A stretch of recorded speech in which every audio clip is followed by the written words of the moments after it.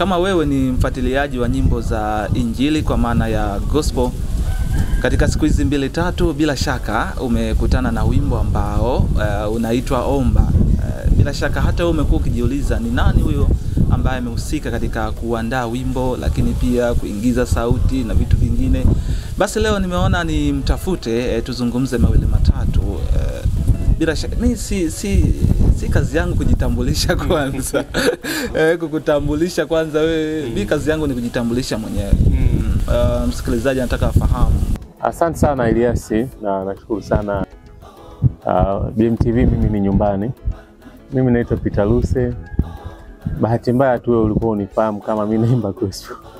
Unanifahamu kama mwandishi wa habari, kama nafanya vitu vingine sana, lakini mimi watu wanaonifahamu nimeanza kwa gospel. Kwa nini tukumbushane sisi ni waja, inabidi lazima tuombe. Uombe asubuhi, uombe mchana, uombe jioni na usiku pia. Kwa sababu sisi wa Kristo tunaamini kwamba ujio wa Kristo watu wengi watashangazwa kwamba watakuwa hawafahamu anakuja lini, saa ngapi. Sasa kama sijui kama ndo bini lakini ndio hivyo. Tumekumbushana lazima tuombe. Wimbo wa ibada kwa kweli, na nashukuru Mungu umepokelewa vizuri. Watu wengi wamepokea vizuri na unaendelea kufanya vizuri na vizuri sana, kwa sababu mimi mwenyewe umenibariki. Huwa naamini sana mimi nikibarikiwa basi watu wengine utawabariki. Sawa. Pengine mimi nimekufahamu sio muda mrefu kwamba unaimba gospel. Lakini nikipita katika akaunti zako kule, ulikuwa kama umepoa, wanasema umepoa, yani kama ulikuwa umeacha hivi, umeachana na gospel. Pengine katika ujio huu, ukimya ule ulikuwa unamaanisha nini, lakini pia ujio huu una taswira gani kwenye muziki wa Injili? Ni swali zuri, najua watu wengi pia wanajiuliza. Najua tofauti na kazi ya Injili kuna mkate pia.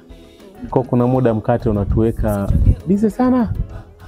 Na wengine wakasema kwamba ya Kaisari yapewe Kaisari, ya Mungu tumpe Mungu. Kwa naamini ni wakati wa Bwana umefika kwa ajili ya omba kwa bidii, na kuna vitu vingi pia vitakuja. Kuna nyimbo nyingi zitakuja.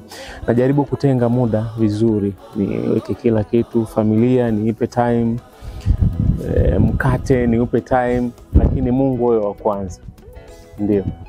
Sawa. Kwa hiyo tutegemee kuona wanasema back to back, yani muziki wa leo umeshusha hiki, kesho hiki. Tutegemee hicho kukiona. Siwezi kugarantii hivyo kwa watu wanaonifuatilia, hasa watumishi wa Mungu, kwamba umesema back to back. Kimaanisha kwamba yani nyuma kwa nyuma hapana, ni nyie vijana mnasema sisi vijana tunasema back to back, yani ikiisha hii inafuata hii. Yani kwa mwezi unaweza kukuta una nyimbo 3. Ni msomi, ni graduate wa chuo kikuu. Kweli hiyo ndo tafsiri yake ya back to back. Of course nitaka tuweze kufurahi. Nitafanya kadri Mungu atakavyotaka nifanye. Lakini nimejiandaa vizuri. Naamini kwamba kuna vitu vizuri vinakuja, vitawafaa watu. Kwa hiyo wasubiri. Kama ndo hiyo back to back, basi wewe subiri. Mimi ningesema 4 to 4. Kwa maana kama mbele kwa mbele. Sawa. Kitu kizuri kwa kweli kinakuja zaidi. Sasa kuna hii idea ya wimbo wa Omba. Pengine ilitoka wapi? Kuna kitu nataka kukifahamu hapa, afu nikurudishe nyuma kwenye nyimbo zako za nyuma. Bwana, hii omba bila kukoma. Nilipita magumu. Kuna sehemu yani nikawa nimepita magumu. Kafika mahali nimekata tamaa kabisa. Lakini katika nafsi yangu kwa ndani yani nilikuwa naamini bado muombe Mungu, muamini Mungu. Na nikawa hivyo kweli, na muamini Mungu, naomba Mungu. Hatimaye ni surprise. Kwa nikaona niwakumbushe waamini wenzangu kwamba tuendelee kuomba bila kukoma. Ukiangalia kwenye ubeti wa pili, kiomba kwa bidii, jibu utalipata. Mungu si kiziwi, hata ashinde kusikia. Kwa hiyo tuendelee kumuomba na kumwamini Mungu. Okay, sawa. Umekuwa mtu ambaye ama mwanamuziki ambaye unaimba nyimbo sana za kuwaasa, kunywa maji, iomba, huu tofauti unautoa wapi? Kwa sababu kuna wengine sawa wanaimba kama unavyoimba wewe, lakini kuna nyakati inabidi waimbe kufurahisha. Tunatoka kwenye kuwajaza watu neno la kiroho. Inabidi uanze kuwafurahisha sasa, kwamba tukiwa kwa Mungu tunapaswa kwanza tufurahi. Sasa wewe upo kwenye kuwajaza zaidi kiroho. Huu pekee unautoa wapi? Kwa utamani nianze kusema yeah, of course mimi naamini sana Mungu ana kila kitu amekifanya kwa mikono yake. Na hata wale wanaoimba labda halo mbinguni tunataka hela, ni Mungu pia anawapa maono hayo, na kuna watu wa kariba yao wanawafurahia lakini kuna mtu anakuwa haelewi kabisa vizuri. Lakini kwa upande wangu ningeweza tu kujisemea, mimi sifanyi kwa ajili ya kumfurahisha mtu.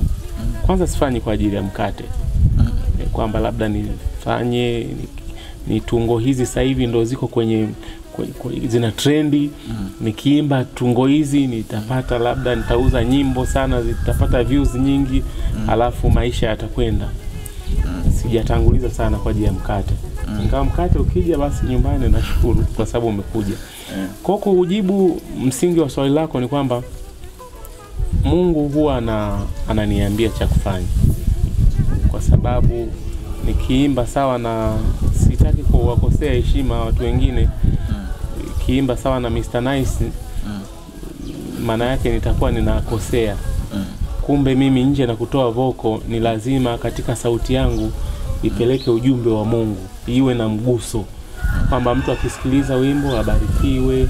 Kuna kitu kama alikuwa anapitia magumu, basi katika ule wimbo, hata kama hajamaliza wimbo wote, katika zile touch chache basi aweze kubarikiwa na aweze kuinuliwa kabisa. Kwa hiyo ninaamini Mungu amefanya niwe tofauti na watu wengine, na watu wengine wawe tofauti na mimi, kwa sababu sote tunajenga mwili wa Kristo. Sawa. Pengine kuna watu ambao wanafahamu, wale ambao wamekutazama zamani, wanajua kwamba pia kuna sehemu ulikuwepo kwenye tasnia ya uigizaji. Kabisa. Sawa. Pengine napo tutegemea kuona ukirudi, ama kule tuzime zaidi, tuzime miguu kwamba hatutokuona tena? Ni swali zuri. Unajua Elias, kwenye haya maisha kuna wakati Mungu ametupa vipawa vingi. Kwa mfano wewe hapo unaweza kuwa na vipawa vingi sana zaidi ya huo uandishi umesomea, lakini ulikuwa na talanta na kutaka kutangaza, si ndio? Kuandika pia. Lakini unaweza kuwa ulikuwa mchezaji wa mpira. Lakini unaweza kuwa ulikuwa mchoraji. Lakini vyote hivyo, ili kupata sehemu ya kusimamia ulijitafuta sana. Kwa inawezekana wakati nafanya hivyo, inawezekana nilikuwa kwenye mapito ambayo nilihisi kama katika filamu naweza nikapeleka message, au inawezekana pia nilikuwa najitafuta. Lakini sitaweza tena kufanya mambo ya filamu nini. Kaacha kina JB waendelee kutunani, lakini sijutii kwamba kwa nini nilifanya.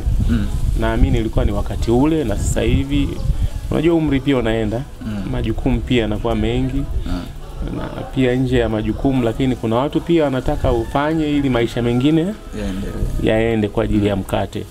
Kwa hiyo lazima upunguze vitu vingine. Inakuwa kama pyramid, sio? Ulikuwa na vitu vingi unavyokwenda utabakisha kimoja. Mwishoni sasa utakuwa unabaki tu na subiri kina pry waje wakuletea mkate, maisha yanaenda. Anasema kwamba waachie na wenzio wafanye.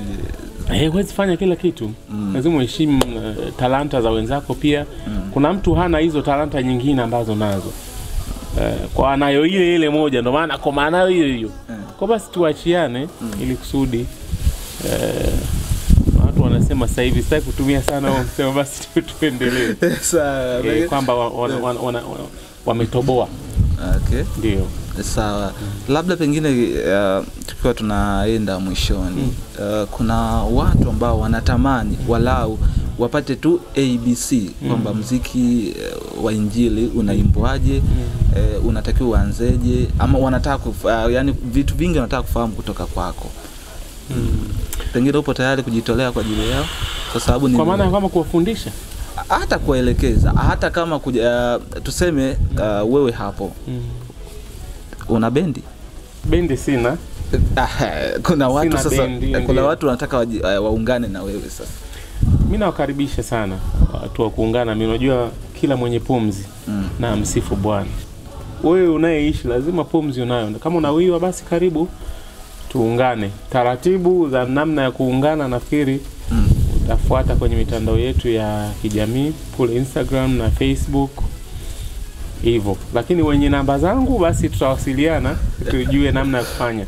Lakini naweza kusema jambo moja tu Eliasi. Hii omba bila kukoma iko na audio tu. Najua nyie BM mnaweza kushuti video na rafiki zangu wengi sana wana makampuni wanaweza kashuti video. Kwa hiyo mimi ningeweza kusema tu kwamba nataka nishirikiane na mtu yeyote mwenye wazo zuri la kufanya video nzuri ya omba kwa bidii. Siwezi kukaa kusema kwamba labda fulani no. Wewe kama una wazo, wimbo umeusikia, una vifaa, uko vizuri, niletee wazo. Andiko. Pesa sio tatizo. Wewe njoo na proposal yako, tunashoot hivi, nipe script, nipe wazo lako, na mimi likiniingia naona kwamba video itakuwa nzuri, itabeba ujumbe halisi ulioko kwenye audio, basi tunaweza tukafanya hiyo. Na hiyo ndo wanasema kwamba kitu kizuri kula na wenzako. Kwa hiyo aliyeko tayari ma producers, directors mnakaribishwa. Mtu kama ana misuli ya kubeba huo wimbo ukafanya vizuri, basi tuwasiliane. Okay, sawa. Pengine labda tumalize sasa. Neno lako la mwisho kwa waamini wa nyimbo za Injili, lakini pia wale ambao wanatamani dakika za mwisho hizi kumfuata yale ambayo yameandikwa. Sisi tunasema kuokoka. Neno moja, kuokoka. Mimi ningependa tu kuwakumbusha watumishi wa Mungu, sisi tunapita chini ya jua, tunapita. Ukiona una pumzi leo, maandiko yanasema kwamba hatujui kitakachozaliwa hata na dakika hii moja. Kwa hiyo tufanye kama tunaishi leo, kwa sababu kesho hatuijui. Mimi na vitu vingi sana nafanya kwa ajili ya mkate, na inawezekana kuna vitu vingi watu wengi hawavifahamu, lakini nimeweza kutenga muda japo kidogo. Mtu anaweza kusema huyu ana kitu, huyu ana hiki na hiki, kwa nafanya na hiki. Yaani niko smart sana kwenye hilo. Ninajua ipo siku mimi nitazima. Ipo siku mimi sitakuepo hapa. Lakini nilichokiacha amari yangu ndio itaongea. Kwamba ule uhusiano wangu na Mungu ndio utakao nifanya niende sehemu sahihi au niende sehemu ambayo sio sahihi baada ya haya maisha. Sisi wa Kristo tunaamini kwamba baada ya kifo ni hukumu. Umefanya nini?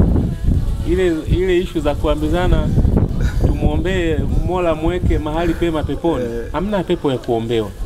Kama mimi nilichokifanya nikiwa hai, maana yake nilichagua kufanya hivyo.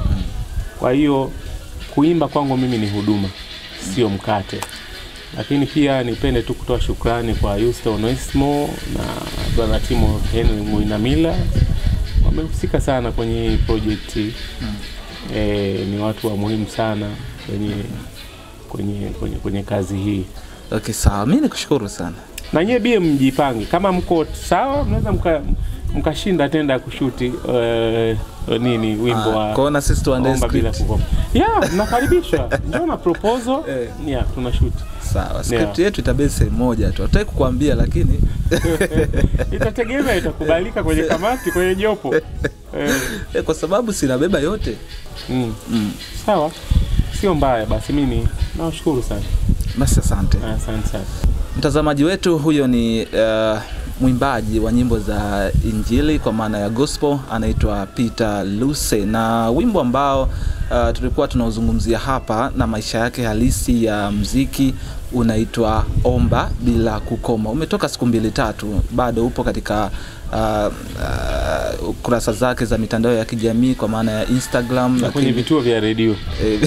Kama mtu ana redio yake hajapata tuwasiliane. Okay, sawa. Hivyo lakini pia YouTube upo Peter Luse. Ukiwakuta wazungu pale sio mimi. Basi aongeze Peter Luse omba bila kukoma, atakupata. Basi mimi nikushukuru sana, endelea kusupport muziki wa Injili. Anasema kizuri kula na mwenzio. Mimi ni Castro Elias na hii ni BMTV Tanzania.